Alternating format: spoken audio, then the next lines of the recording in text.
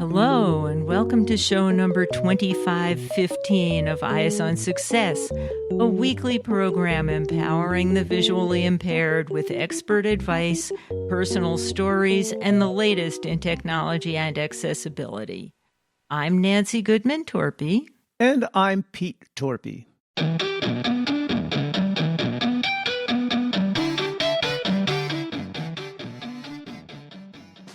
What's up, film lovers, and welcome back to another episode of The Dark Room, where two blind cinephiles illuminate the sighted. I'm Lee Pugsley. I'm Alex Howard. And this is a podcast hosted by two legally blind guys for film lovers of all abilities. So join us at the movies today. Dive into the world of movies from a visually impaired perspective. We'll talk with Alex Howard and Lee Pugsley, who you just heard, co-hosts of the Dark Room podcast, about what motivated them to start the podcast, their experiences at movie theaters, their challenges with some audio description services, and improving theater accessibility. But first, for our tip of the week. Well, this week we have two guests, so we have two tips. The first one is from Alex Howard. So my tip is definitely related to movie theaters. Like we were saying, if it's not working, don't get discouraged and make sure you talk to the staff. But I think my big tip is if you're going to IMAX or Dolby, especially those, bring your own earphones. Because I think especially if you have the in-ear earbuds, plugging in your own earphones makes it a lot easier to hear the sound, especially in like Dolby or IMAX, where the sound really reverberates and it's super loud. If you have your own in-ear earbuds, it makes it a lot easier to hear the description. Lee Pugsley also had a tip for us. This is less related to movies specifically, but applies to all of life. Don't miss out on an opportunity to encourage people around you. I think so often we spend a lot of time, tearing people and things down. So let's just take moments to build people up whenever we can. Support for Eyes on Success is provided by Biped AI, the Swiss startup behind Noah, an all-in-one mobility tool worn on the shoulders. Noah provides audio GPS instructions, detects obstacles, and describes surroundings in real time using its live AI feature. More information is available at biped.ai. And by the Blind Institute of Technology, a global nonprofit organization dedicated to advancing accessibility and inclusion. BIT offers training programs and connects skilled professionals with disabilities to career opportunities. More information is at blindit.org.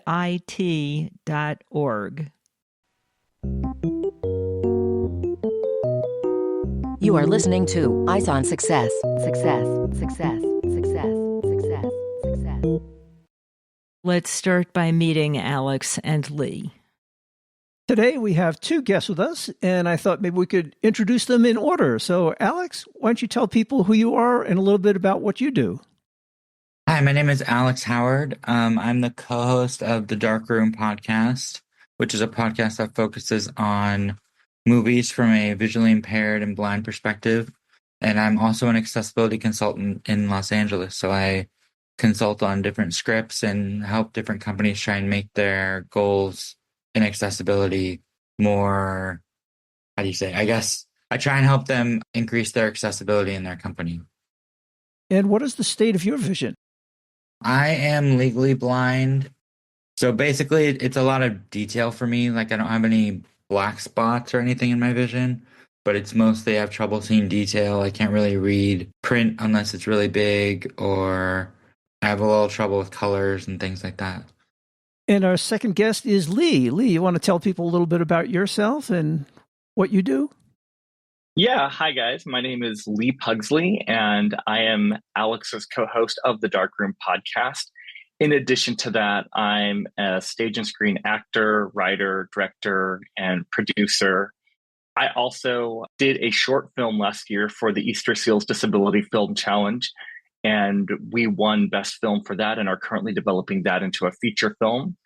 In addition, I am a member of the Blind Dance Company, which is made up of all blind and low vision performers, and constantly doing the grind for creative projects over here in Los Angeles. Wow. And what amount of vision do you have? I have partial vision in my left eye, no vision at all in my right eye. So it really depends for me on what I can see based on the lighting. Like if I'm outside and it's really sunny, I can see a lot more, including colors and everything. If it's a darker environment, there's definitely some challenges that come with that. And I was born with glaucoma. So you listed a whole long string of organizations through which you perform and produce. Have you been involved in any productions that we might have seen? I was featured in a Drunk History episode about the disability sit-in. Other than that, a lot of stuff has been more short films and theater stuff here in the Los Angeles area. And how did you two connect to get this Darkroom podcast underway? We connected. There's a audio description Facebook group, and I've been wanting to do this podcast for a while, but I knew I couldn't do it by myself. So I was kind of waiting to see. I had another legally blind friend of mine who wasn't interested. So I was waiting to see like when the right person would come along. And I saw Lee was posting in the Facebook group. And so we connected and found out we live in the same area. So I asked Lee if he would be interested. I think pretty soon after I met you. I think it was might have been like one of the first messages I sent you. And yeah, it kind of took off. Cool. Eyes on Success connects corporate sponsors with visually impaired listeners around the world. More information about becoming a sponsor can be found at www.sponsor.eyesonsuccess.net. This week's focus topic is the Darkroom podcast and the overall experience of going to the movies with a visual impairment. Well, today we want to talk a little bit more about the podcast that you do. And Alex, what was your initial idea in wanting to do such a podcast? I surround myself with entertainment, news, and shows and things all day long. And so since I listen to movie news and all of that, a lot of the stuff that they talk about, they never touch on audio description. They never touch on, there are some movies they talk about, especially foreign movies that I can't watch. And so I felt like I never really saw myself in these podcasts and things that I enjoy. So I thought I should start a show that kind of does that, but from the visually impaired perspective. And remind our listeners what your podcast is called, and then why did you call it that? So it's called The Darkroom. Lee and I were throwing around names for a while. I think we went to see a movie with another friend of ours, who is now our editor, Jamie, and we were trying to figure out what the name should be. We kept throwing out different names, and we thought, well, a movie theater is dark. And then we were like, in our visions, kind of, it makes things darker for us. So we thought The Darkroom was a pretty appropriate title. And you guys apparently enjoy movies quite a bit. I've listened to a couple of your podcasts when you talk about going to the theater and the issues you run into with the equipment sometimes for audio description and what the experience is like. You're quite movie files. Yeah, I think Lee and I both go to the movies over 100 times a year, I think. Is that right, Lee? Yeah, that's correct. We're there multiple times a week. I mean, obviously, there's some weeks where we're busy and we don't have time to get there at all, or, maybe it's once a week. But usually at the end of the year, we have gone over 100 times pretty easily. And at least one of you recently came back from the Sundance Film Festival. What was that like? Yeah, it was a lot of fun. I went sort of to help educate myself since I am an accessibility consultant. Obviously, I specialize in low vision and blind things that people need, but I wanted to get a more well-rounded view of everything. And so I volunteered in the accessibility department there, where I was helping kind of fulfill everyone's accommodation requests for the festival. So that was really insightful and really fun. And obviously, when you volunteer there, you get pretty much a unlimited pass if you're a full-time volunteer to go see any movie you want. So after work every day, I'd go check out movies and stuff. In your podcast episodes, you cover quite a wide variety of topics. Sometimes you talk about particular movies. Sometimes you talk about the equipment. Sometimes you have reviews. Give us an idea of what episodes are like and more details about the topics you cover. We do a lot of movie reviews. That's kind of where we started with things. And then we would talk about our experience in the movies or our experience, on streaming, doing different things like that. And then we've kind of branched into more interviews with people who are involved in the audio description industry and also just blind professionals in the entertainment industry as well. We just did an episode with one of the writers in the Dexter writers room of the new Dexter show, and he is legally blind. So we try and cover a very wide variety of topics. Obviously, we do our top 10s of the year and our favorite movies of the summer and stuff like that. But we also really like to focus on the industry because we try and set ourselves apart from other movie podcasts. I know everyone on YouTube has their own movie podcast and they do their own top 10 and their own this or that. And while we do that, we try and really do interviews and things like that and try and talk to people that most people aren't talking to and get their perspective on things. And it's really interesting to kind of see how this podcast has morphed from when we first started it. Because initially, I think we were going to be more so just one of those movie review podcasts, even though we were bringing our own perspective as visually impaired individuals into it. But over time, we realized that this platform is excellent for just being able to create a dialogue and to educate people who may not have an awareness of audio description, or they may not be aware of the process of what it takes to do audio description and the little intricacies surrounding that, surrounding some of the challenges of going to the movie theater or even streaming home media. And so over time, we felt like it was a very effective choice to bring in other industry professionals in the audio description field, and sometimes outside of that field as well, just to give people a very well-rounded awareness of the different components of things in the blind and low vision communities as it pertains to accessibility in media. So we've actually done a couple of episodes where we talked to people involved in doing audio description for live theater. But are there differences to doing audio description in a recorded medium like a movie or a television show?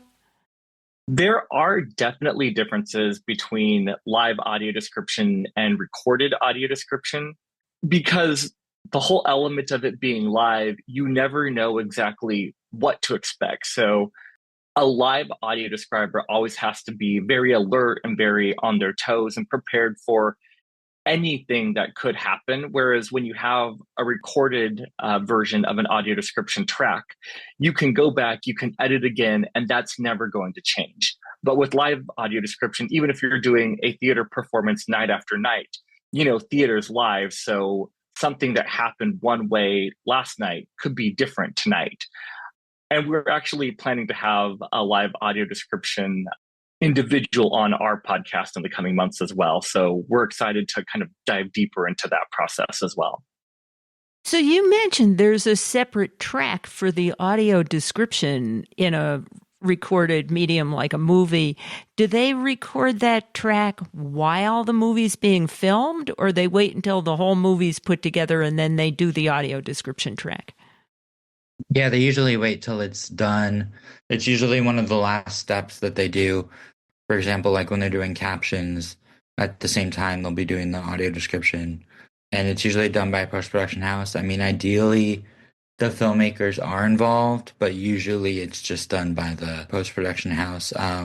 In one of our roundtables, it was kind of funny. We do an Oscars audio description roundtable every year where we have audio describers of different Oscar-nominated movies all on at the same time. And last year, the one who did Barbie said he did all the audio description, and then they decided to put in a song in the credits. And so he had to go through and change the audio description in the credits to try and not talk over the music. Oh, geez. We were at a live audio described event not too long ago, And it occurs to me, one of the differences when you talk about doing audio description for a movie, for example, is that you have more control over the sound levels versus the sound levels of the description. I remember listening to this audio describe play, and it got loud, and I couldn't hear the audio describer very well. Well, it was the full Monty, and the grand finale is really quite a scene. And the music just kept getting louder and louder and louder. And I'm fully sighted, but I was listening because we were doing an episode where we were talking to the describer. I knew Pete couldn't hear a thing because I couldn't hear a thing. And then I had to describe the scene to him after the whole show was over. Yeah. I know that show really well, and I totally know the exact moment you're talking about, too. It is interesting, though, with live audio description, because going back to what you said about the sound levels, you don't always have control over how loud the levels are. You can't anticipate that. And sometimes when I have used the live audio description headset, the sound is a little muffled as well. And so it's not necessarily always as clear of a sound because you have someone that's sitting back there in a booth and they're wearing a muffler so people don't hear them as well. And so it has its own challenges in terms of just not always being able to have the same clarity with audio description that you would from a film. And that's something that can be a struggle at times. Yeah, plus the describer doesn't have any feedback as to what you're hearing. Whereas when you're doing description for a movie, you can listen to the recording and hear how your voice is relative to the movie background and fix that. Exactly. Mm-hmm. So you briefly touched on the equipment that you get when you try to listen to an audio described movie. I assume this has evolved over the years. What kind of pros and cons do you find to the various options? Well, they used to have a device at we go to AMC's. At the AMC's, they might still have them at some of them, but they used to give you like a little black box and you'd plug in your headphones and this and that way. But they were basically they could give you the wrong channel. So I feel like half the time they'd give you the audio enhancement instead of the audio description. And then you don't know if it's the right one until the movie starts and you have to go back out and switch it out and it's a dark theater and you miss part of the movie and it's a whole production. But now the devices are the same. It's all one device. So if it's the wrong one, you can just kind of exit out of the menu and do it on the actual device instead of running out. So it has gotten better. The new devices are also touchscreen, so it's not very accessible for people who are blind. Perfect choice. Yeah, right. So the staff or someone with you has to do it for you. So that's a little frustrating, but they're working on it. It's definitely improved from what it used to be. And I think there are other theaters that have it so that it's built into a headset that they give you. So one ear is audio enhancement and one ear is audio description, and you can turn it up or down depending on what you want. Yeah, to comment on that, like, for example, the Lemley Theater chain that I go to sometimes, they just give you a headset that you put on, like, earmuffs or whatever. It's like wireless. And then you actually have control over, like, if you push the knob all the way up or the switch all the way up to the top, then it's audio description. If you move it down one notch, then it's audio enhancement. And what I like about those devices is you can actually control the volume of each ear. So if you don't want volume coming through both ears, you want one ear to listen, then it's nice that you can just turn down the volume in one side and still listen with the other side to the audio description. But each device is slightly different, but there's definitely very common themes and specifications that are similar to how they operate. They just may look a little different. What is audio enhancement? Audio enhancement is for individuals that may have a hard time hearing. So it basically amplifies the sound on screen or that's coming through the speakers into the headphones. So you can hear it more directly right into your ear. I thought it was interesting. You talked about listening to the movie out of one ear and the description out of the other ear. I would never have thought of doing that. Is that somehow distracting, or do you enjoy it doing it that way more often? Usually when I'm in the theater and I have my headphones on, I'll take off one ear anyway and listen to the movie sound in one ear and then have the AD in the other ear. That's how I normally do it. So if they have the headphone version like Lee was talking about, yeah, sometimes it helps to have the audio enhancement in one and the AD in the other, because if you're covering both ears, it's muffled the sound in the theater. So yeah, sometimes that does help to do it that way. Well, that's interesting because they do make a big deal of the sound system in the movies. They are really spectacular sound systems, and that is definitely part of the experience. I guess I can understand why you prefer to do it that way. And even listening to something in the headphones for audio enhancement, the sound that's coming through the headphones is just not the same as having the sound coming from the speaker, because you have all the surround sound and everything coming from the speakers, where in the headphone you only get what's coming through the headphone. So I always like to take one earbud off as well, or one headphone off, so I have a free ear that can listen to the open sound coming from the speakers in the theater. Yeah, I prefer that as well, definitely. So it sounds like it takes a little bit of experience to get used to both the devices and how to use them. If you're a first-time person going to an audio-described movie, you might not want to get discouraged if it wasn't 100% great experience just by your first time. Yeah, I think that one of the most important things is, like you said, don't get discouraged, but also just start having those conversations with the managers or the employees at your local theaters. Like for me and Alex, since we go to the AMC theaters in Burbank and Glendale here in the Los Angeles area so often, they know us now. They know what we need. They know some of the potential issues that can come with it. And I feel like just our presence being there and showing up to the movie theaters communicates to theater employees that blind and low vision people do go to movies. We like going to movies. But beyond that, it also helps them learn how to interact with us and to kind of get the system down a little bit more. And you only refine that system just by working together and by being there and by communicating with each other on that. Well, great. It sounds like you guys have found a way to really enjoy movies and see lots of them. And I've listened to a few episodes of your podcast. You guys really interact well, and they're kind of fun. So I encourage people to listen to your podcast, the Dark Room Podcast. Yeah, thank you. Yeah, and we're pretty spoiled here in LA that they do know us so well.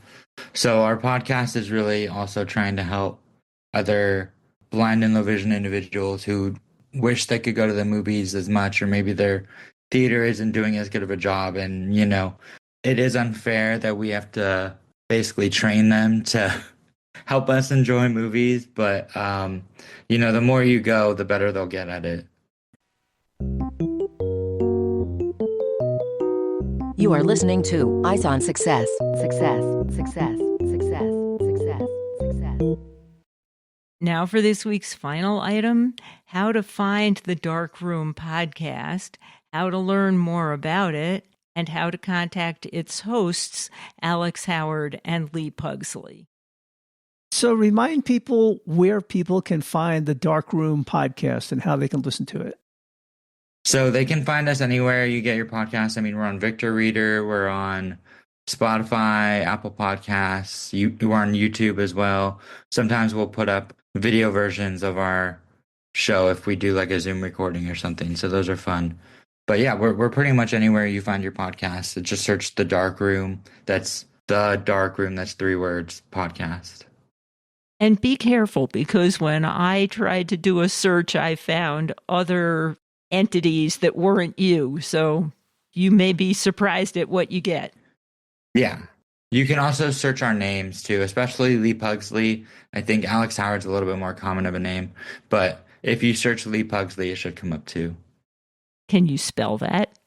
It's LeePugsley. So yeah, you can just go ahead and type in The Dark Room Lee Pugsley, And then in addition to listening to our podcast on Spotify, Apple Podcast, or watching on YouTube, you can also follow us on Instagram at Darkroom Filmcast. Once again, that's at Darkroom Filmcast, because Darkroom Podcast was taken. So we figured Darkroom Filmcast is a good handle. Do you guys have a website, or is there a way of contacting you if people have questions? Yeah, you can email us at darkroomfilmcast@gmail.com. We always love to hear from our listeners, or really anyone with any questions or anything. We love it so much. So yeah, feel free to reach out. And a website? Our website is through Buzzsprout. Lee, do you know what it is offhand? I don't know what it is offhand. We probably need to make that more accessible, though, in terms of having an easy URL. Yeah, but if you search Buzzsprout and then the Darkroom, it should come up. Yeah. What's your YouTube channel?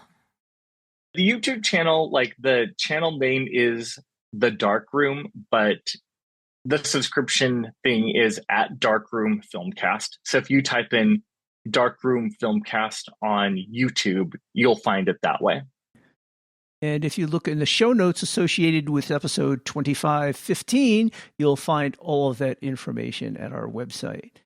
I want to remind people we also have a couple of promotional items on our website. One is from the Cable pocket-sized Braille keyboard that connects to your iOS and other devices, and also for InnoSearch, which is a very accessible online shopping service. And if you use the links on our website, you will not only get a discount on whatever you order, but you'll also help support Eyes on Success.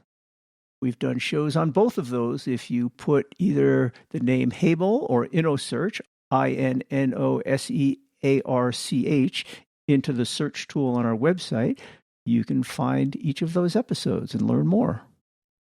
By the way, we always enjoy hearing from our listeners. If you have suggestions about what you'd like to hear on the show, what you like about the show, what you think we ought to change about the show, shoot us a note. Just email hosts@eyesonsuccess.net and let us know what you think. That's it for today's show. Next week on Eyes on Success, we'll be talking about getting food delivered right to your home. Dinner Delivered is a book which serves as a guide for visually impaired individuals on using grocery and meal delivering services. We'll talk with Kim Loftus-Nova, who co-authored the book with Chris Grabowski-Nova, about navigating platforms like Instacart, Shipt, and DoorDash. Kim shares her own experiences using these services, as well as practical tips for you. Hope you enjoyed going to the movies with us today, and we hope to catch you all next week. You've been listening to Eyes on Success, hosted and produced by Nancy Goodman Torpey and Peter Torpey. You can access the full archive of previous shows, subscribe to the podcast, and much more by going to our website, www.eyesonsuccess.net.